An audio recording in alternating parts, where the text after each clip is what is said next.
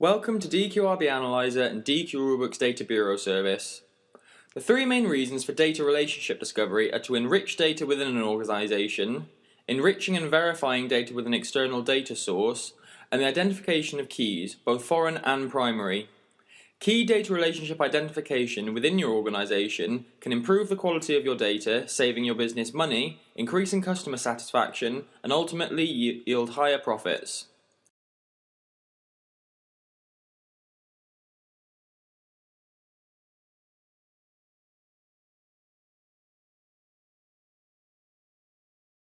There are two ways that you can discover the relationships between tables. The first is to look at possible relationships between two predetermined tables. To do this, we locate the tables, highlight them, and select Find Relationships.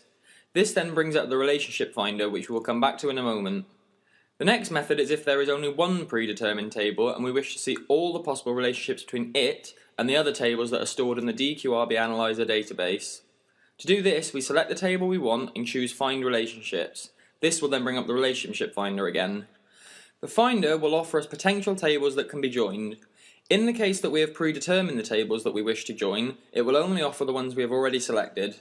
Shown is information about the quality of the joins available, which can help us determine which tables we wish to join.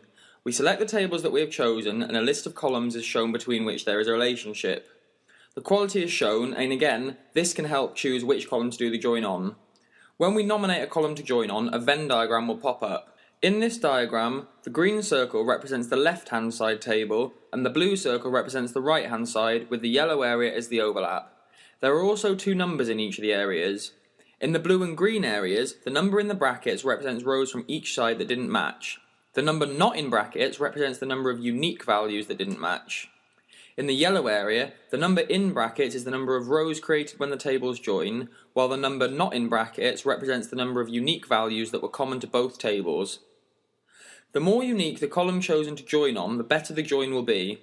If all the columns have a low uniqueness, it may be necessary to create a column that is unique. In this case, there is already a unique identifier, a client ID. In reality, we would choose to join on this column as it creates a perfect join. For the purposes of demonstrating the features of our product, we're going to choose a different column to join on. By selecting the postcode column, we're given some slightly different numbers. There is one outlying value and row on both the left and right hand side tables, meaning there's one value in the postcode column from each table that does not exist in the other. There are 18 values common to both tables, and these create 21 rows in the join. From this we can assume that some of the values have been repeated, as there are more rows created than there are values. From the Venn diagram we can instantly drill down to different bits of information. Shown here is the unmatched data from the left hand side table. The left part of the table is populated, but as the value doesn't occur in the other table, the right hand side of it is empty.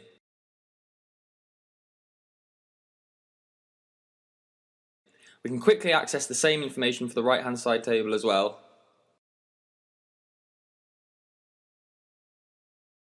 We can select to view the rows that have matched, by which we mean rows created by matching information from each side that have a column value in the postcode column.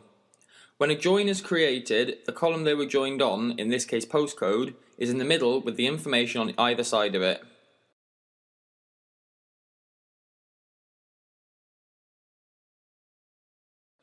The other way of viewing the data is to look at the values rather than the rows. If we select all values from the left-hand side, then we are given a list of values that occur in the postcode column, along with an indicator of whether the value was present in both the left and right-hand side tables, or just the left one.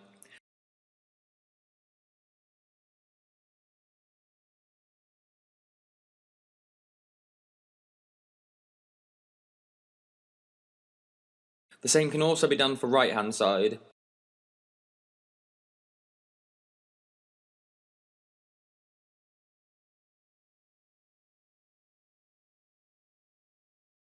Also, we can choose to view only the values that didn't match.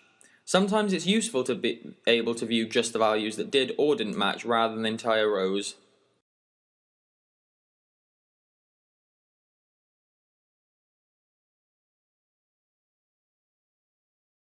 The rows that didn't match from each side can be viewed, allowing us to see what information is not feeding into the join. As shown here, it can be useful to be able to compare the information that didn't match because we notice things like these records that are clearly the same customer, but just slightly different postcodes.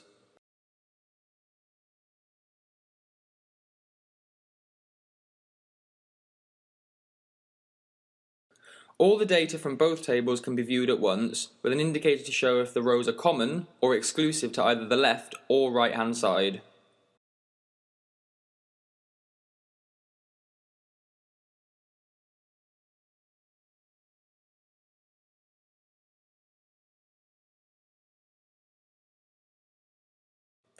After bringing up all the rows that matched, we can sort it on the identifying columns so that the rows are in a similar order to the original tables.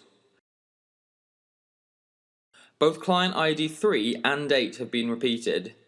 This tells us that they have the same postcode as they have both been matched to themselves and each other. This is why there were 18 values but 21 rows, as IDs 3 and 8 create 2 rows each. Data relationship discovery has many uses. It's used when performing data lineage or when verifying or enriching data. It's also used when we wish to identify primary and foreign keys, to document or to ensure the referential integrity of your data.